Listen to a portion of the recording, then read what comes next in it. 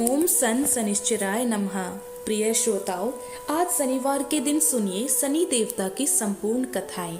एक बार एक ब्राह्मण देवता थे। उन्हें सपने में नीली घोड़ी पर सवार एक नीले कपड़े पहने व्यक्ति दिखाई दिए, जिसने कहा, हे ब्राह्मण देवता, मैं तेरे लगूंगा। यह सुनकर ब्राह्मण देवता घबराकर उठ बैठे। अगले दिन फिर यही सपना उन्हें दोबारा आया। अब तो लगातार यह सपना ब्राह्मण देवता को रोज रोज दिखाई देने लगा, जिससे वह परेशान हो गए और मारे चिंता के वह दुबले होने लगे। उनकी पत्नी ने कारण पूछा तो उन्होंने अपने सपने के बारे में बताया। ब्रह्म बोली, वे अवश्य ही शनि महाराज होंगे। अब की बार दिखे तो कह देना, लग जाओ, पर सवा पहर से ज्यादा मत लगना। उस दिन सपना आने पर ब्राह्मण देवता ने कहा, लग जाओ, लेकिन कितने समय के लिए लगोगी? तब शनिदेव जी बोले, 7 वर्ष का लगूंगा। तब शनिदेव बोले, तो 5 वर्ष का लग जाऊंगा। ब्राह्मण देवता बोले, यह भी मेरे लिए ज्यादा है शनिदेव। शनिदेव बोले, तो 2.5 साल का लग जाओ। ब्राह्मण देवता ने मना किया। अब की बार शनिदेव कहने लगे, सवा पहर का तो लगूंगा ही लगूंगा, इतना तो कोड़ी कलंगी भिखारी के भी लग जाता हूँ। तब ब्राह्मण देवता ने कहा, ठीक है। शनिदेव अब ब्राह्मण देवता को सवा पहर की शनि की दशा लग गई। ब्राह्मण देवता ने नींद से जागकर ब्रह्मणी से कहा, सुनो, मेरे सवा पहर शनि की दशा लग गई है, इसीलिए मैं जंगल में जाकर अपना समय बिताऊंगा। मेरे लिए खाने पीने का सामान बांध दो। मेरे पीछे से किसी से लड़ाई झगड़ा ना हो, इस बात का खूब ध्यान रखना, और ज्यादातर घर में ही रहना। बच्चों का भी ध्यान रखना। इस सवा पैर के समय में कोई अगर तुम्हें गाली भी दे तो चुपचाप सुन लेना, बहस मत करना। यह सारी बातें समझा बुझाकर ब्राह्मण देवता जंगल की ओर चले गए। जंगल में जाकर वह एक पीपल के पेड़ के नीचे बैठ गए और हनुमान जी का पाठ करने लगे। एक पहर बीत गया। ब्राह्मण देवता ने सोचा, बाकी बचा हुआ समय भी रास्ते में बीत ही जाएगा, इसीलिए वे वहाँ से उठकर चल पड़े। रास्ते में एक बाड़ी में मतीरे लगे देखे। माली ने एक मतीरा खरीदा, पोटला में बांधा और आगे बढ़ गए। आगे जाकर एक आदमी मिला जो कि वास्तव में शनिदेव ही थे। ब्राह्मण से पूछा, पोटली में क्या है? तो उसने कहा, मतीरा है। शनिदेव जो एक साधारण व्यक्ति के रूप में थे, वे बोले, दिखाओ। ब्राह्मण ने पोटली खोली तो उसमें मतीरे की जगह राजकुमार का कटा हुआ खून से लथपथ सिर दिखाई दिया। यह देखकर ब्राह्मण देवता तो घबरा गए। शनिदेव ब्राह्मण देवता को राजा के पास ले गए और कहा कि हे राजन, इस ब्राह्मण ने तो राजकुमार की हत्या कर दी है। इसके पास पोटली में राजकुमार का ही सिर है। राजा ने कहा, मैं यह नहीं देख सकता, इस ब्राह्मण को सूली पर चढ़ा दो। इधर पूरे राजमहल में इकलौते राजकुमार की हत्या का दुखद समाचार फैल गया। हाहाकार मच गया। ब्राह्मण देवता को सूली पर चढ़ाने से पहले पूछा गया कि अगर उनकी कोई आखिरी इच्छा हो तो वह बताए। ब्राह्मण देवता ने सोचा, किसी न किसी तरह सवा पहर तो पूरा करना ही होगा। उन्होंने कहा, वह रोज बालाजी की कथा सुनते हैं, मरने से पहले अंतिम बार बालाजी की ही कथा सुनना चाहते हैं। जब ब्राह्मण देवता को कथा सुनाने का प्रबंध किया गया, कथा कहते कहते सवा पहर बीत गया। शनि की दशा टल गई और दशा टलते ही राजकुमार शिकार खेलकर राजमहल की ओर लौटता हुआ दिखाई दिया। राजकुमार को इस तरह स्वस्थ आता देखकर राजा हैरान और बहुत प्रसन्न हुआ। लेकिन अगले ही क्षण राजा को एहसास हुआ कि उसने तो एक ब्राह्मण को सूली पर चढ़ाने का आदेश दे दिया था। वह ब्राह्मण तो निर्दोष है और किसी ब्राह्मण की हत्या का उस पर पाप लगेगा, दोष लगेगा। यह सोचकर राजा घबरा गया और उसने तुरंत घुड़सवारों को, सैनिकों को ब्राह्मण को आदर सहित वापस ले जाने के लिए भेजा। अब ब्राह्मण देवता को सूली से उतारकर राज दरबार में लाया गया तो राजा ने उनसे क्षमा मांगी और पोटली दिखाने के लिए कहा। अब की बार ब्राह्मण देवता ने पोटली खोली तो उसमें से मतीरा था। राजा ने इन सब के बारे में पूछा तो ब्राह्मण देवता ने बताया, राजन, मुझे सवा पहर की शनिचर की दशा लगी थी और इसी कारण यह सारा तमाशा हुआ।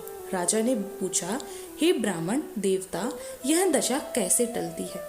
तब ब्राह्मण देवता ने कहा, राजा, यह सेठ के लगे तो काला हाथी या काला घोड़ा दान करे, गरीब के लगे तो पीपल की पूजा करे तब सांचा शनिश्चर कहिए, जाके पाँव सदा ही पड़िए। शनिदेव की कहानी सुने, तिल का तेल और काला उड़द का दान करे। काले कुत्ते को तेल से चुपड़ी रोटी खिलाए और शनिश्चर की दिशा उतर जाएगी। राजा ने ब्राह्मण देवता को मदिरा वापस दे दिया। घर जाकर ब्राह्मण देवता ने मदिरा काटा तो उसमें बीज की जगह हीरे मोती निकले। यह देखकर ब्राह्मणी ने पूछा, यह कहाँ से लेके आए हो?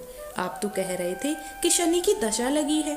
ब्राह्मण देवता ने बताया, भाग्यवान, जब दशा लगी थी तो यही मदिरा राजकुमार का सिर बन गया था। तब उतरती दशा के शनिदेव जी निहाल कर गए हैं हमें।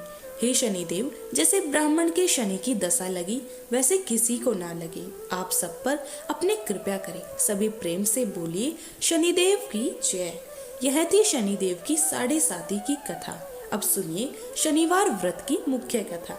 एक बार की बात है कि सभी नवग्रहों में, जिनमें सूर्य, चंद्र, मंगल, बुध, बृहस्पति, शुक्र, शनि, राहु और केतु में विवाद छिड़ गया कि इन सब में बड़ा कौन है।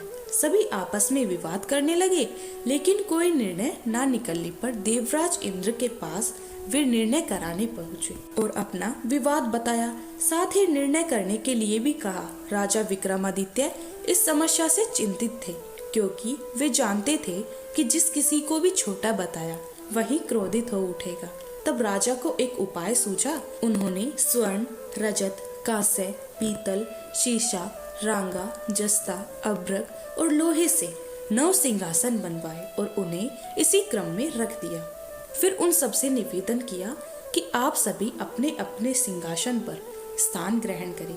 जो भी अंतिम सिंहासन पर बैठेगा वही सबसे छोटा होगा। इसके अनुसार लोह सिंहासन सबसे बाद में होने के कारण शनिदेव सबसे बाद में बैठे तो वही सबसे छोटे कहलाए। अब शनिदेव को लगा कि राजा ने ऐसा जानबूझकर किया है, तो वह क्रोध में आकर राजा विक्रमादित्य से बोले, राजा, तू मुझे नहीं जानता। सूर्य एक राशि में 1 महीना, चंद्र 2.25 दिन, मंगल 1.5 महीना, बृहस्पति 13 महीने, बुध और शुक्र 1 महीने विचरण करते हैं, लेकिन मैं 2.5 से 7 साल तक रहता हूँ। बड़े बड़े का मेरे विनाश किया है।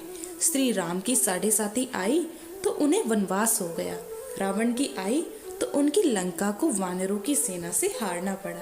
अब तुम सावधान होकर रहना। ऐसा कहकर कोपित हुए शनिदेव जी वहां से चले गए और तब अन्य ग्रह भी खुशी खुशी चले गए।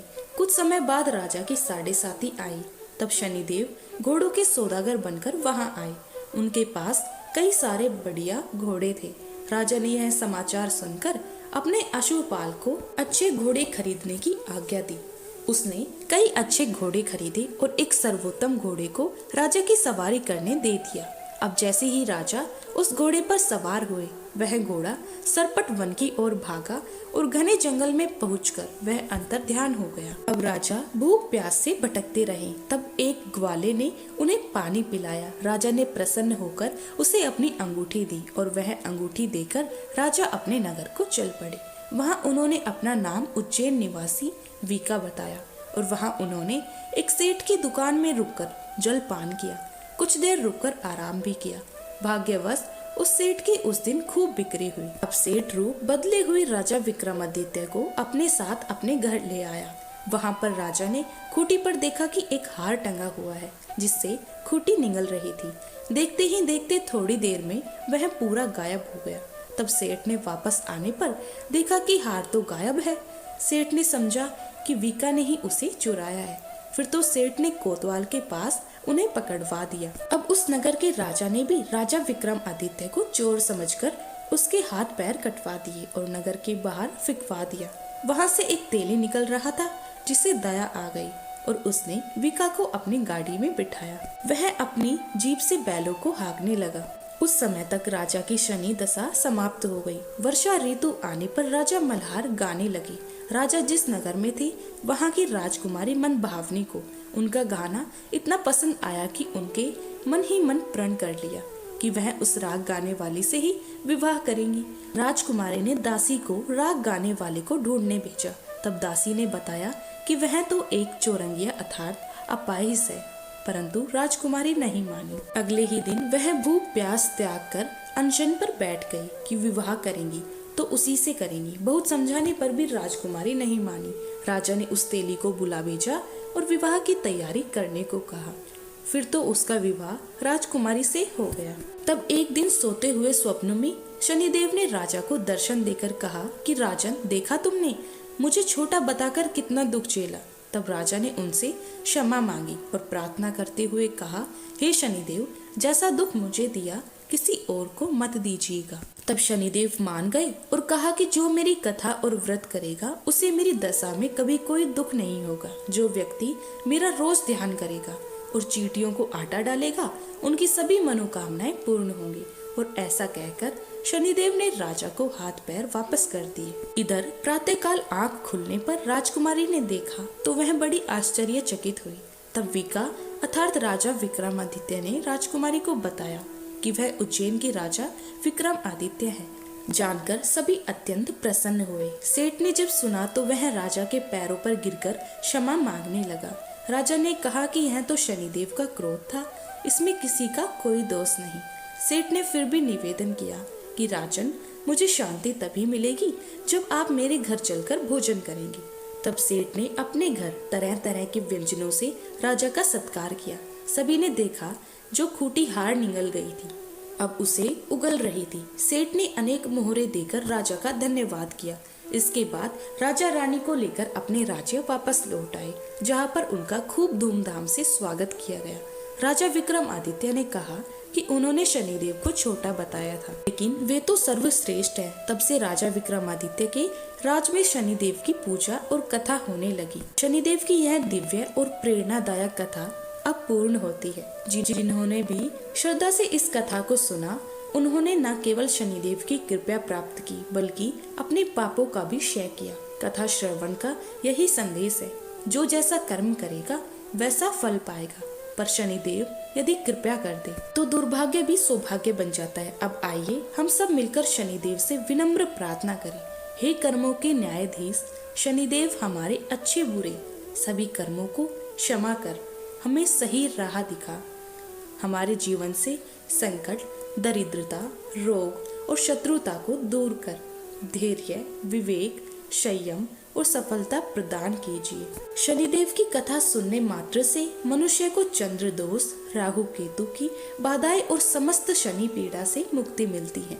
जो हर शनिवार को इस कथा को सुनते हैं, शनिदेव उनके जीवन की नैया पार लगा देते हैं।